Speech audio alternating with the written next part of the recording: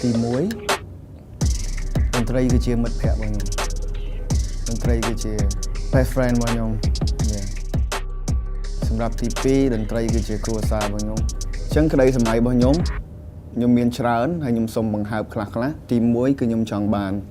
music នៅស្រុកខ្មែរ go international នេះគឺជា dream របស់ខ្ញុំផ្ទាល់ហើយទី2ខ្ញុំចង់ឲ្យប្រជាជនរបស់ខ្ញុំយល់ពីតន្ត្រីរបស់ខ្ញុំអ្វីដែលថាខ្មែរ hip hop អ្វីដែលថា international hip hop អ្វីដែលបូកចូលគ្នាទៅជាអ្វីមួយផ្សេងដែលថាមិនធ្លាប់ឮពីមុនមក and then នេះគឺជាគោលបំណងធំរបស់ខ្ញុំ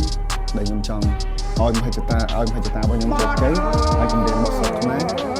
go international លេងពីមុនណាត្រូវទីយើងរុញយើងចាប់យើងចាប់កុំបោះចោលក្តីសម័យមានតម្លៃដល់ថ្ងៃសប្តាហ៍ឈ្មោះទៅមុខមិនបកក្រោយមិនរៀបសម្រាប់ខ្ញុំផ្ទាល់មុនដែលខ្ញុំ deep into hip hop music ភាគច្រើនខ្ញុំស្ដាប់ជាប្រភេទចម្រៀងបុរាណបន្ទាប់ពីខ្ញុំ deep ជាមួយនឹងភ្លេងបុរាណខ្មែរពីមុនមកខ្ញុំក៏មានបងប្រុសម្នាក់គាត់គឺជាបងប្រុសបង្កើតរបស់ខ្ញុំហើយគាត់ណែនាំឲ្យខ្ញុំស្គាល់ពី hip hop គឺគាត់ play every day នេះគឺជាមូលហេតុដែលខ្ញុំ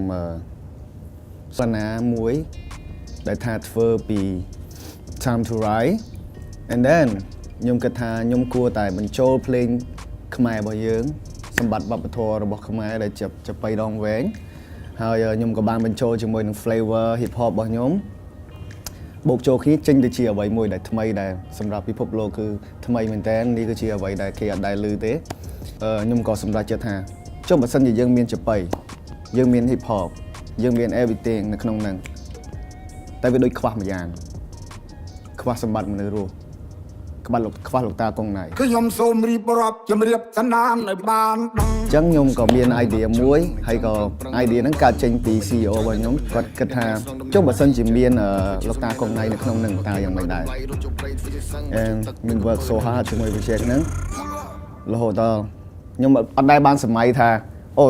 time to ride ហ្នឹងវាត្រូវតែ boom ត្រូវតែទៅនេះ no ខ្ញុំអត់ដែរគិតទេស្រាប់តែថ្ងៃមួយស្រាប់តែដល់ពេលមួយដែលថា blow up ខ្លាំងមែនតើខ្ញុំក៏ថា yes មនុស្សគឺយល់ពី good music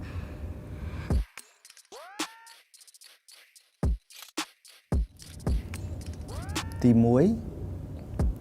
តន្ត្រីគឺជាមិត្តភក្តិរបស់ខ្ញុំតន្ត្រីគឺជា best friend របស់ខ្ញុំសម្រាប់ទី2